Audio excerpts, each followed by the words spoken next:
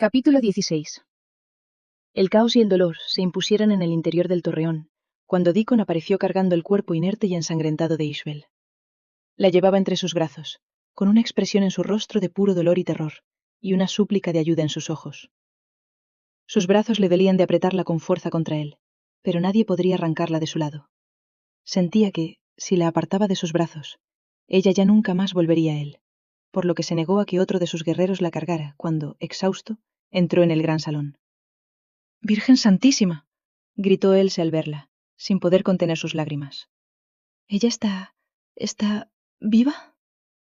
Todos los presentes quedaron en silencio, a la espera de las palabras de Deacon. «Sí, pero está muy grave, y no sé cuánto aguantará». Su voz se escuchó tan rota y devastada, que nadie quiso acercarse para comprobar por ellos mismos la gravedad de la señora de los McKill. «¡Llamen a la curandera!». La voz enérgica de Duncan hizo que todos volvieran en sí, y sirvientes, guerreros y espectadores se pusieron en movimiento.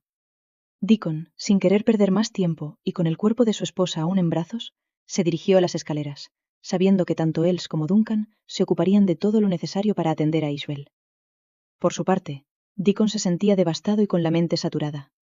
Le costaba serenarse, aunque lo agradecía al no querer pensar que había llegado demasiado tarde e Ishbel estaba a las puertas de la muerte. En cuanto entró en la recámara que ambos compartían, Elsa se puso al mando, dando órdenes a las criadas.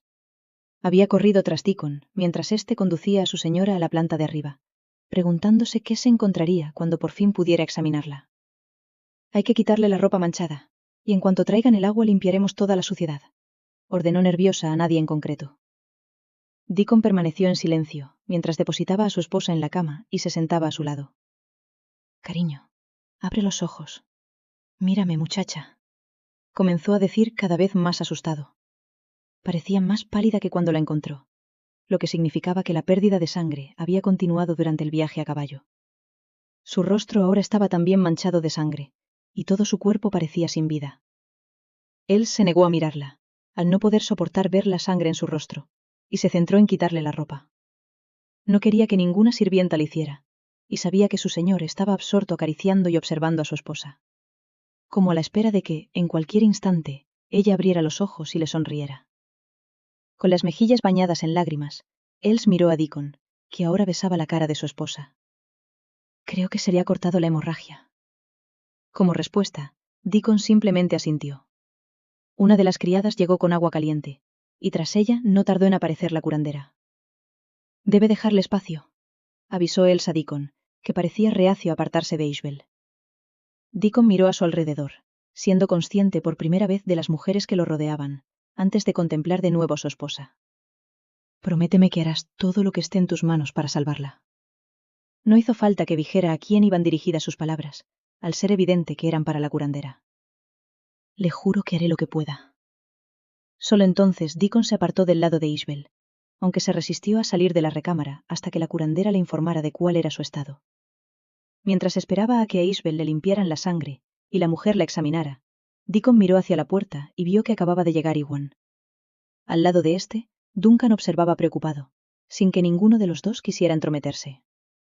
Media hora después, la curandera ya había revisado la herida de Ishbel en la cabeza y algunas de las magulladuras producidas por la caída. Ninguna de ellas era importante, aunque sí lo era la herida en la cabeza, que no presagiaba nada bueno. La pérdida de sangre no ha sido tan grave como pensaba, pero el golpe en la cabeza... Debió de darse con una piedra al caer del caballo, y no sé cuál será el daño hasta que despierte. Si es que logra despertar. «¡No!», gritó Deacon, encogiendo a los presentes. «Ella vivirá. No puede morir. Me prometiste que no la dejarías morir». La curandera agachó la cabeza, al no querer enfrentarse a la mirada acusatoria de su Laird. «Le prometí que haría todo lo que pudiera, pero no puedo hacer nada más por ella». «¡Fuera!», gritó Deacon, quedando solas en la recámara con Els.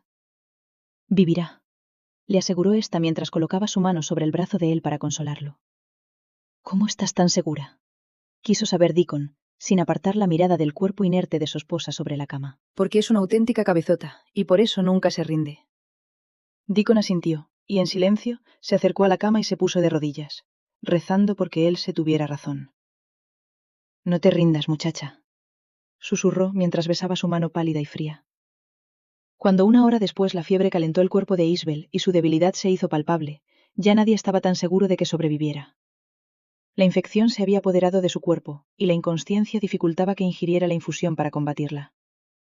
Durante toda la noche nadie fue capaz de apartar a Deacon de su esposa, ni consiguieron que comiera o bebiera algo. Era como si se preparara para irse con Isabel, en caso de que ésta falleciera. A la mañana del segundo día, tras revisarla la sanadora, ésta concluyó que si Isabel no mejoraba en las horas siguientes, no habría esperanzas. Al escucharla, Deacon no dudó en echarla, esta vez del torreón, e incluso impedirle el paso. No quería creerla, aunque podía ver por sí mismo que su esposa no mejoraba. Ewan se vio forzado a intervenir, y se acercó a Deacon para colocarse a su lado. Parecía cansado y con el semblante pálido, como todos en el castillo, pero no dudó en actuar, pues temía por la salud física y mental de su amigo Ilerth. Si no comes algo, no estarás en condiciones de atender a tu esposa cuando despierte. Al escuchar a su amigo, Deacon alzó la cabeza y le miró como si le costara reconocerlo. Ven, comeremos algo, dormirás un rato y pensaremos en la forma de solucionar esto. ¿Crees que ella pueda salvarse? Ewan lo ayudó a incorporarse y lo acompañó hasta la puerta. Es fuerte, contestó, pero fue suficiente para Deacon, al darle algo de esperanza. Tras hacer caso a Ewan y comer y beber algo, Deacon regresó junto al lecho de su esposa y se volvió a arrodillar junto a su cabecera. Después, tras comprobar que todo seguía igual, besó sus labios ardientes por la fiebre y le tomó la mano. Un sonido a sus espaldas hizo que Deacon volviera la cabeza y se encontrara a una muchacha muy joven y asustada que había entrado en el cuarto. Tras ella se encontraba Duncan, que parecía animarla a que hablara. Miller, yo no soy curandera, pero a mi padre le pasó lo mismo que a vuestra esposa cuando se cayó del caballo y... Adelante, muchacha, cuéntaselo, la animó Duncan. Y mi abuela, que sí era una curandera, le dio un brebaje y una cataplasma que lo sanó. Al escucharla, Deacon se incorporó y agradeció haber descansado para entender con claridad lo que la muchacha le decía. ¿Me estás diciendo que tu padre también estuvo a punto de morir por unas fiebres tras un golpe en la cabeza y que tu abuela lo salvó? La muchacha asintió, y Deacon se giró hacia Duncan. Es de una aldea cercana, explicó este. Ha corrido la voz de lo que le ha sucedido a la señora y ha venido a ayudar. Sin poder contenerse, Deacon se abalanzó sobre la muchacha y la abrazó con fuerza. Se había pasado días rezando por una señal, y Dios le había traído un ángel con las ropas algo raídas y el rostro asustado. Si la salvas, te daré todo lo que me pidas, le aseguró tras soltarla y ver el rostro sorprendido de la muchacha. Solo quiero ayudar, fue la respuesta de ella, sin que ahora Deacon dudara que la habían enviado del cielo. La dejo en tus manos, declaró, al albergar una pequeña esperanza tras días sumido en el desconsuelo. Y... está embarazada. Por fin se atrevió a decir, al no haberlo querido asumir hasta el momento. No había podido pensar en ello desde que supo la posibilidad de que muriera, puesto que ya era demasiado doloroso asumir su muerte.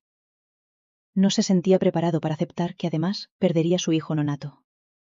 Por ese motivo, se había centrado solo en Isabel y en rezar por su recuperación. Pero ahora, esa muchacha le decía que había una posibilidad, y se iba a aferrar a ella, ya que era todo lo que le quedaba.